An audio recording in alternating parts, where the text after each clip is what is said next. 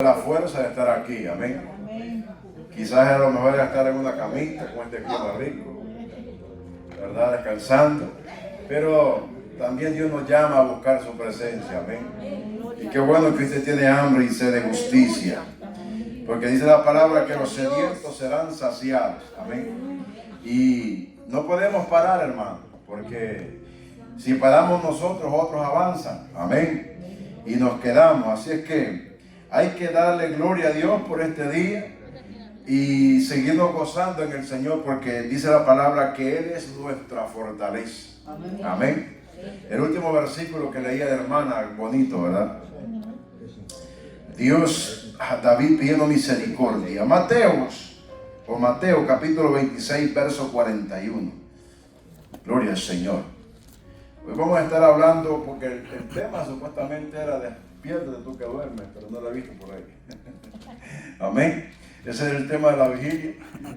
Ese es el tema. Mateo capítulo 26, verso 41. Y hay que despertar, ¿sí o no? Amén. Porque muchas veces nos dormimos en los laureles, como decimos nosotros.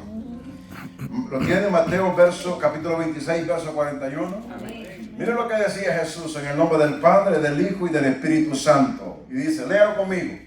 Velad, dice, y orad. Son dos cosas diferentes. Dice, ¿para qué? Para que no entréis en tentación. Oiga lo que dice. El Espíritu, la verdad que está dispuesto, pero hay un problema. Pero la carne, ¿qué dice? Es débil. Amén. Vamos a orar. Padre, gracias en el nombre de Jesús. Te adoramos y te bendecimos. Y aquí estamos, Señor. Aunque la carne le duele y se siente cansada y se siente de todo, pero hoy vamos a alimentar al Espíritu en esta noche. Gracias por el hermoso privilegio que nos das de estar en este lugar y de poder llegar a honrar el nombre del Dios Todopoderoso, del gran yo soy, del que nunca perdió una batalla. Gracias, Dios mío, por tu amor y tu misericordia.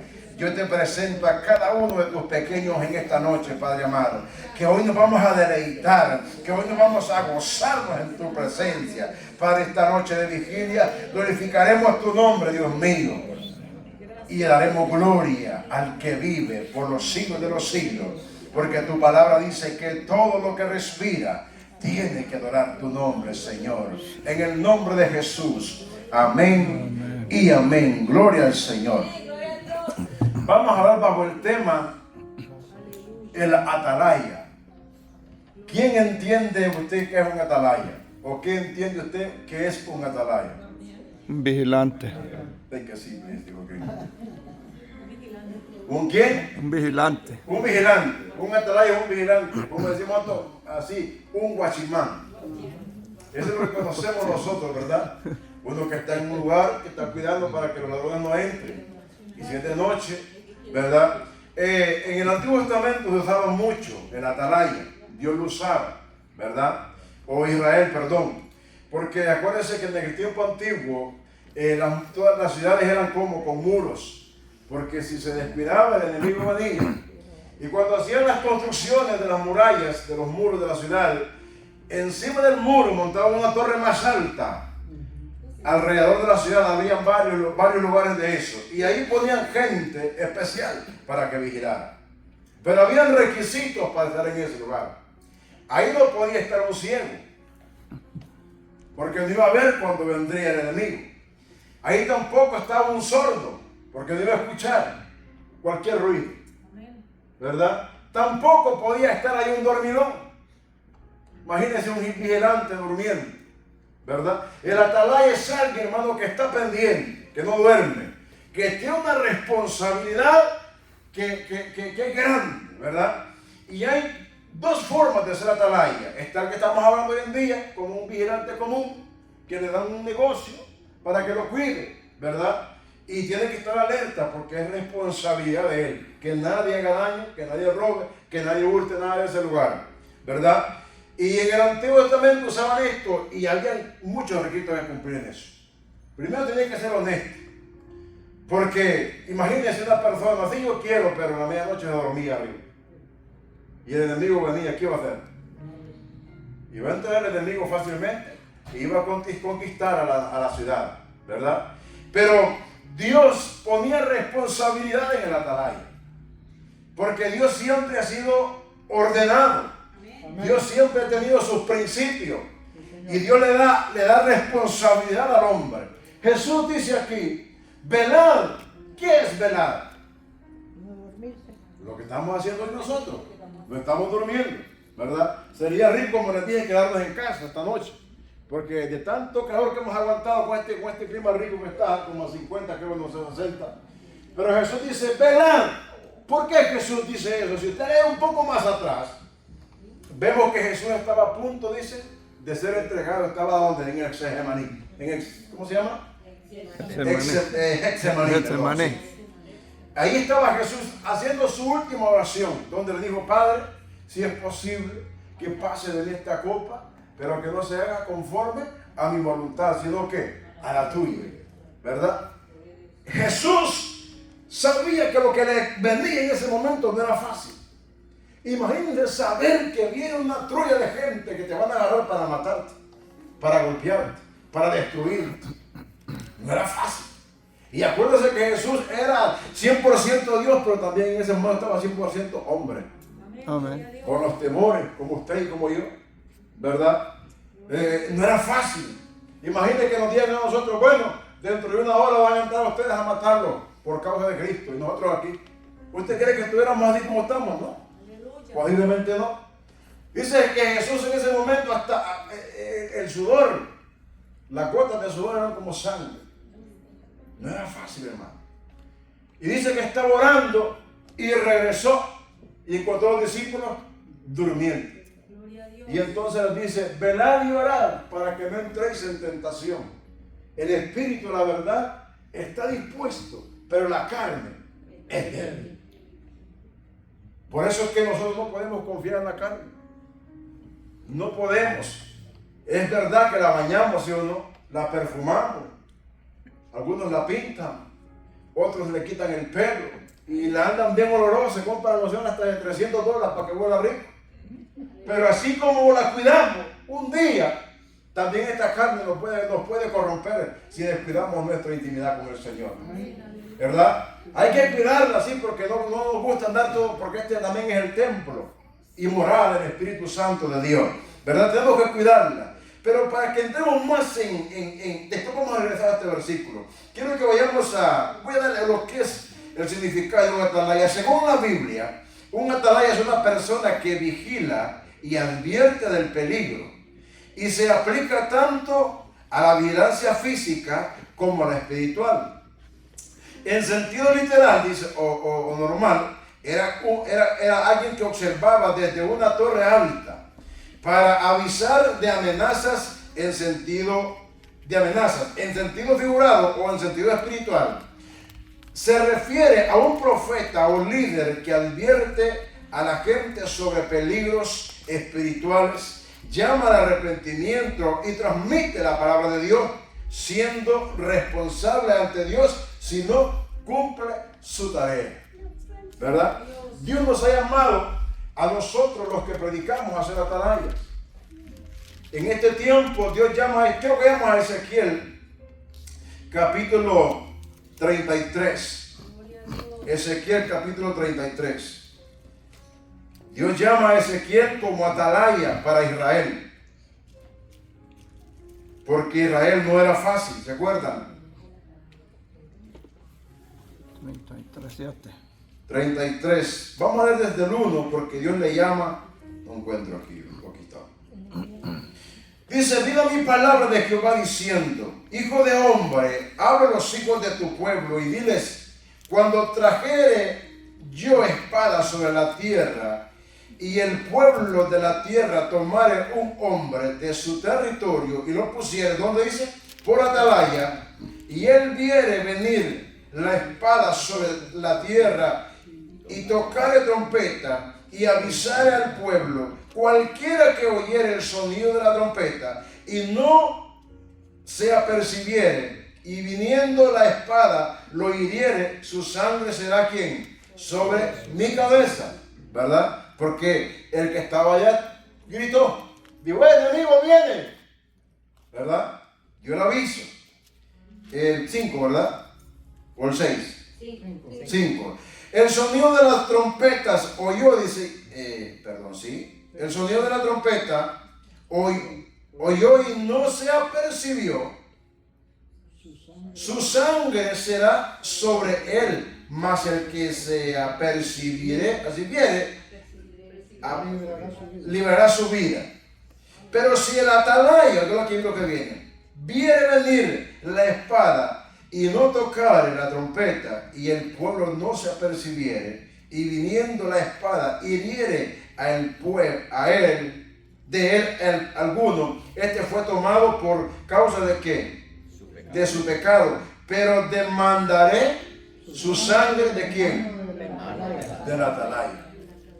Primero dice que Dios advierte. Si oye un atalaya que advierte y nos llama al arrepentimiento, o en este entonces hablaba el Señor de que venía el enemigo, el atalaya era responsable de que eso, de anunciar que el enemigo venía. ¿Para qué? Para que la ciudad estuviera atenta, ¿verdad?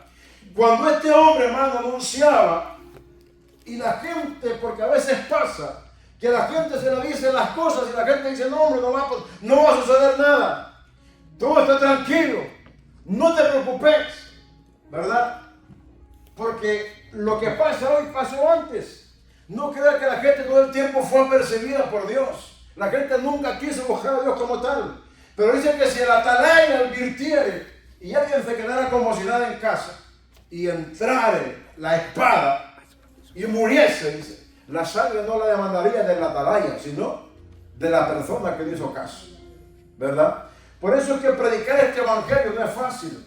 Yo no puedo predicar en lo que yo pienso. Yo tengo que predicar lo que la palabra dice.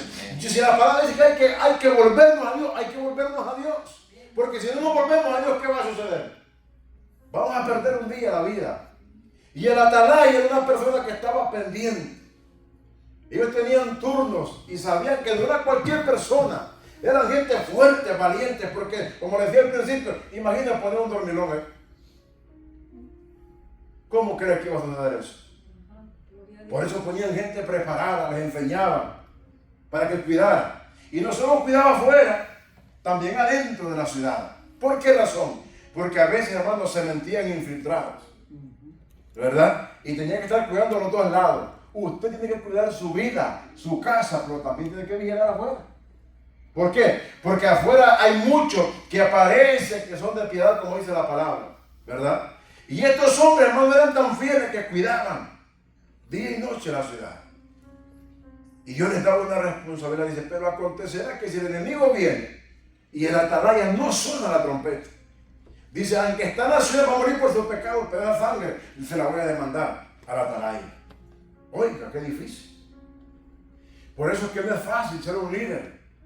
No es fácil ser un pastor. Amén, gloria a Dios. El que se mete a pastor, oiga, hay que responder con la vida de uno por la de otros. Porque yo soy responsable de darle el alimento. Porque yo siempre he dicho que un pastor es aquella persona que prepara gente para entrar al cielo.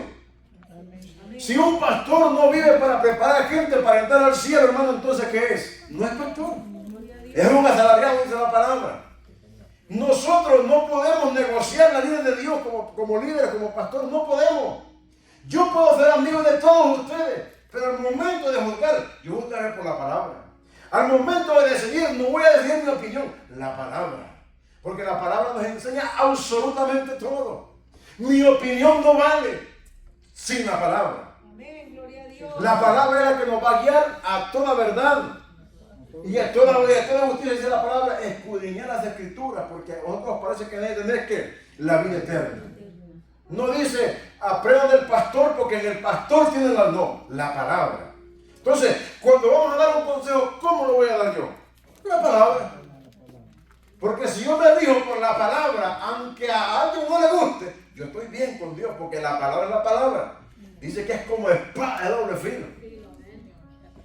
Cuando un doctor hace una operación a alguien, ¿le va a doler sí o no a la persona que se va a operar? Amén. Claro que sí, ¿verdad? La que se va a operar sabe que le va a doler, pero como hay que hacer esa operación, llega el momento, al principio dice, no, es que yo no quiero. El viejo decía eso, no, yo no quiero operarme, Dios ya. El viejo decía eso. Yo no quiero, pero cuando lo agarró ese dolor que lo tumbó al suelo, aunque me duela, que me operen. Cuando Dios te va a sacar del pecado, aunque te duela, vas a tener que entender que vas a dejarte moldear por el Señor. El atalaya no te va a llevar a la operación, pero también te va a dar el ungüento.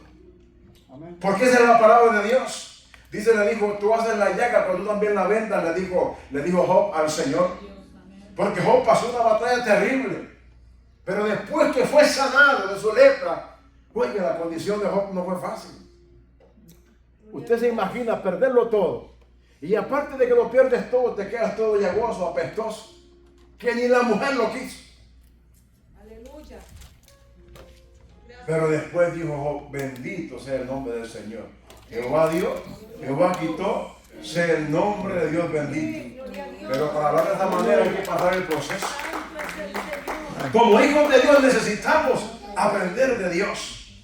Que muchas veces nos va a doler, pero que tenemos que pasar el proceso. El atalaya, hermano, no puede esconder la voz de Dios. Porque está advirtiendo como este hombre que se ponía en una torre. ¿Verdad? Y estos hombres tenían que estar ahí siempre. Porque si no, hermano, la muerte iba para ellos también. Porque la ley era dura. La ley era difícil. Pero más difícil es la gracia. En la ley había que acostarse para pecar. En la gracia no, convertir, dice la Biblia. Difícil, ¿no? Y en el 7 dice, a ti pues, hijo de hombre, te he puesto por atalaya a la casa de Israel. Y oirás la palabra de mi boca. Y los amonestarás de mi parte. Cuando yo dijere al impío, de cierto morirás, si tú no hablares, ¿qué va a pasar? Para que se guarde el impío de su camino, el impío morirá por su pecado, pero su sangre yo la demandaré de tu mano. Y si tú avisares al impío de su camino para que se aparte de él, y él no se apartare de su camino, él morirá por su pecado, pero ¿qué? No lo va a demandar del profeta. Imagínate qué difícil es que te diga el Señor a ti, dile que como es impío, lo voy a quitar. Como no quiere apartarse del pecado, dile que lo voy a traer de la tierra. Eso es lo que le está diciendo Dios a Ezequiel. Si yo te digo que le digas al impío que lo voy a matar, y si tú no le dices, aunque es impío, pero la sangre de ese impío va a ser demandada de parte de Dios a Ezequiel, por no decir la verdad. Porque Dios así es, hermano. Mire, Dios nos advierte a nosotros como iglesia en este tiempo. Sí, Señor. Día y noche nos advierte el Señor de que tenemos que cambiar, de que tenemos que dejar lo malo, lo mundano en nosotros y darle a Dios lo que es para Él. Porque Dios es Dios, ¿sí o no? Sí, Señor. ¿Usted cree que Dios no necesita de nosotros? No, hermano. Estudiamos ayer que dice que en medio de la gran tribulación va a mandar Dios ángeles a predicar la palabra. ¿Me entiende? ¿Usted cree que no lo puede hacer ahora? No puede hacer ahora. Pero el privilegio nos lo ha dado a usted y a mí para que prediquemos la palabra. Pero nosotros a veces como que no entendemos quiénes somos en Dios. Y el hombre dice, si no amonestar, el atalaya, hermano, tiene que ser despierto espiritualmente. El atalaya tiene que buscar siempre la presencia de Dios. En el Antiguo Testamento le daba a Dios la responsabilidad a un hombre para que cuidara a todo un pueblo durmiendo en una ciudad. Aleluya. Porque Dios siempre ha protegido a su pueblo. Siempre Dios ha estado ahí. Gracias, Jesús. Cuando el hombre no ha querido, ¿qué ha hecho Dios? Lo ha buscado como quiere. Cuando el hombre se ha apartado, Dios siempre buscaba al hombre porque Dios quiere tener una relación con el hombre. Hermano, la idea de Dios de tener una conexión con el hombre no fue cualquier idea. Fue el deseo de Él de compartir con un ser humano diferente a Él. Igual, en imagen, pero diferente a Él. ¿Por qué? Eso preguntemos a Dios. Oiga, si usted lee la historia de la Biblia, desde Génesis a Apocalipsis, ¿cuántas veces el enemigo quiso cortar la línea mesiánica? Gloria a Dios. Muchas veces parecía que estaba así, para que la cortara. ¿Se acuerdan cuando aquella mujer se acostó con los dos hijos? Primero el hijo, y el primer hijo no le dio hijos a ella. La ley decía que tenía que acostarse con el siguiente hermano, porque esa era la ley, ¿verdad? Y también se acostó el siguiente hermano y también murió. Murieron. ¿Por qué usted cree que murieron? Por malvados. Porque dice la palabra que tenían relaciones con la mujer, pero vertían fuera de la mujer lo que tenían para procrear. Y no quisieron tener hijos con ella. Pero mire qué cosa lo que acontece en ese momento, que esta mujer sabía que tenía que tener herencia. Porque en el Antiguo Testamento no tener hijos era como una maldición. Era como desterrado. No eras nadie. Y todo el mundo procuraba tener un hijo. No es como hoy en día. Hoy si no tienes mucho mejor. Pero en aquel tiempo no. Un hijo te daba honra. Un hijo te daba identidad en medio del pueblo. Un hijo te daba, oiga hermano, un hijo te daba herencia. Aleluya. Gloria a Dios. Y era importante. Y esta mujer se murieron los dos hermanos. ¿Y qué creen que hizo ella? Dice que había un camino donde se ponían las prostitutas. Y vino ella y se vistió de prostituta, pero no se acostó con cualquiera. ¿Con quién cree que se acostó? Con el suegro o el papá de los hijos. Porque ese cabezón era la línea mesiánica. Los hijos de este hombre iban a continuar la línea mesiánica. Cualquiera dice, qué horror de mujer. Qué cosa más grave que esta mujer. Pero es que Dios se hace como Él quiere, hermano. Gloria a Dios. Y dice que esta mujer se fue al camino donde se ponían las prostitutas y se tapaban la cara. Ahí se no miraba. No miraba quién era. Y dice que se puso el manto. Pero que cuando se metió con el hombre, ella estaba segura que quedaba embarazada. Que solo iba a ser una sola vez. Y le dijo, quiero una prueba tuya. Y le pidió el báculo y el sello. A los 9 meses ella aparece a aquella mujer y le dice, hey, estoy embarazada de ti. Se murió este hombre. ¿Cómo? ¿Una prostituta? Y le dice, no, yo no era prostituta. Yo era tu nuera. Gloria a Dios. Y le dice, ¿cómo tú me pruebas eso? Mira, el báculo y el sello. Aleluya. Y eso estaba repetido, no había copia, el que tenía uno era de él. Y ahí se convenció. Y nació el hombre que tenía que nacer para que continuara la línea mesiánica. Hermano, cuando Dios te da como atalaya, tienes que hacer hasta lo imposible por hacer la voluntad de Dios. Esta mujer no se quedó, dijo, bueno, se murieron los dos hijos. No, fue una atalaya de verdad, peleó por lo que tenía que pelear. ¿Cómo nosotros queremos conquistar a Dios si no lo buscamos muchas veces? ¿Cómo usted y yo podemos conquistar a Dios si a veces nos hace complicado hasta leer la Biblia? Aleluya. ¿Cómo usted y yo podemos conquistar el corazón de Dios si no hacemos lo que hizo Pedro? Que Dios les dijo, velad y orad. ¿Para qué? Para que no entréis, dice, en tentación. Mire, esta carne, como le dije, que se ve bonita, a ver, si no la metemos en el horno de Dios, olvídese. Gloria a Dios. Amén. Si Jesús dijo que era débil, es porque es débil, hermano. ¿Me entienden? ¿Qué nos queda nosotros como iglesia? Buscar la presencia de Dios. Amén. Si usted y yo un día queremos ver a Jesús tal como Él es, tenemos que morir en esta tierra a nosotros para que Él resucite en nosotros. Sí, Señor. Porque de otra forma, entonces, ¿cómo usted y yo entraríamos al cielo? Haciendo las cosas a nuestra manera. El atalaya no hacía las cosas a su manera. Él tenía una responsabilidad. Tenía que cumplir. Oiga, ese hombre estaba para proteger a un montón de gente. De él dependía que amanecieran vivos todos el siguiente día. Amén. Gloria a Dios. Porque en aquel entonces, cuando agarraban una ciudad, no entraban dos, tres, entraban ejércitos completos. Porque se conquistaban unos a otros. Si había que conquistar West Palm Beach, y aquí íbamos todos Gloria a Dios. para matar a aquel pueblo y sacarlo de esa tierra y tomarla. Así hacían ellos. Entonces por eso no se dormían. No se acostaban a dormir como piedra. No. Ponían gente que vigilara. ¿Me entiendes? Y en este tiempo las cosas no han cambiado. ¿Sí o no?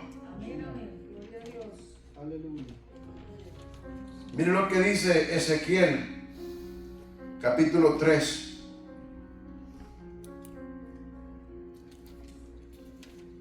Gloria a Jesús. Verso 16. Búscalo ahí. Es lo mismo. Y es lo mismo, ¿no? Sí.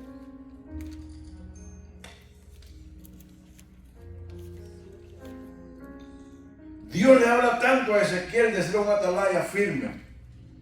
Cuando lo llama aquí le dice que va a un pueblo difícil. Que no era fácil porque hablaba la misma lengua, pero de corazón era duro. Y aconteció que al cabo de los 7 días vino a mí palabra de Jehová diciendo: Hijo de hombre, yo te he puesto, ¿por qué dice? Por atalaya a la casa de Israel. Oirás pues tú la palabra de mi boca y los amonestarás. ¿De quién dice? O sea que un atalaya no amonesta de parte de uno, amonesta de parte de Dios. Amén. Porque esta palabra no es mía, yo no la escribí. ¿Me entiendes? Y cuando Dios amonesta es porque Dios sabe que hay que cambiar. Hay días que Dios te da una palabra de motivación, sí es cierto. Hay días que Dios te habla de fe. Hay días que Dios te habla de esperanza, porque Él tiene esperanza en nosotros. O nosotros tenemos esperanza en Él. Pero hay días que nos habla Dios y dice: hey, apartate del camino que llevas. Cambiemos del camino que llevamos nosotros como iglesia. Porque como le decía yo, ¿a quién favorece esto? Dios sigue siendo Dios. La promesa está para usted y para mí. Amén. ¿Verdad? Gloria a Dios. Usted ha visto esos padres que dicen, cuando se mueren los padres del Antiguo Testamento, dice: esto es para fulano, esto es para sutano, esto es para sutano. Pero al final ponen letras chiquitas del contrato. Dice: eso si el que se vuelva ladrón o mate o no tiene nada. Sí. Aleluya, amén. Yo he escuchado dos casos. Las letras chiquitas. Porque hay padres que fueron honestos en la tierra y quieren que sus hijos sean honestos aún después de que ellos mueren. Amén, amén. Así quiere Dios con nosotros. Por eso nos dejó la palabra para que usted y yo aprendiéramos. ¿Usted cree que Dios, oiga, Dios desde cuándo viene tratando con el ser humano? Y el ser humano le hemos fallado a Dios, ¿sí o no? Amén. Oiga, Gloria a Dios. y viendo a Dios obrar, la gente dice: oh Israel, qué difícil Israel. Miraba la nube de día y la columna de fuego de noche y no le obedecían a Dios. Israel no vio lo que usted y yo estamos viendo en este tiempo, porque por nosotros murió Jesús, el regalo más grande de nuestras vidas. Gloria a Dios. Dice que Israel miraba como de sombra lo que iba a venir, y usted y yo estamos disfrutando al Espíritu Santo de Dios. Los discípulos se pusieron tristes cuando les dijo: me voy a preparar lugar para vosotros. Porque dice Jesús: porque donde yo esté, yo quiero que ustedes también estén. Amén. Y aquellos tristes porque, pues, claro, se les iba el hombre que les había abierto los ojos a la vida. Se les iba el hombre que les había enseñado a amar, a sentir la presencia, a buscar lo bueno de Dios. Es difícil despegarse de alguien de esa manera. Pero dice: hey, no estén tristes. Yo voy para arriba, pero les voy a mandar a alguien, el cual estará con ustedes todos los días de vuestra vida, hasta el fin del mundo. Y no solamente eso, sino que este que viene les va a guiar a toda verdad y a toda justicia. Él les va a ayudar, el Paracleto divino les va a ayudar a guiarlos a la verdad. Y dijo: les envío el Espíritu Santo de Dios. Oiga, el regalo más grande que tenemos es disfrutar de la presencia del Espíritu Santo. Amén. Pero como yo lo decía el domingo, creo que nunca lo dije, que a veces la mesa está servida, hermano, y nosotros comiendo de la mirada que cae. Sí. ¿Cómo es posible que esté el mejor pan servido y yo prefiera las miradas? No, así no es, hermano. Yo quiero estar sentado a la mesa, pero para estar sentado a la mesa tengo que ser una atalaya de verdad. Hablar con amor pero también corregir. La Biblia dice que la palabra es útil para enseñar, para corregir, ayúdenme, para instruir, para redarguir en espíritu y en verdad, a fin de que el hombre de Dios que sea plenamente perfecto y preparado para toda buena obra. Amén. O sea que si nosotros no somos disciplinados, si no somos enseñados, nunca llegaremos al hombre que Dios quiere que sea. El atalaya tiene que enseñar la verdad para que otros aprendan la verdad. Porque si yo como atalaya escondo la verdad, ¿quién va a aprender? Nadie, hermano. Cuando vemos en la escuela, si el maestro nos enseñaba chueco, aprendíamos chueco porque confiábamos en el maestro, ¿sí o no?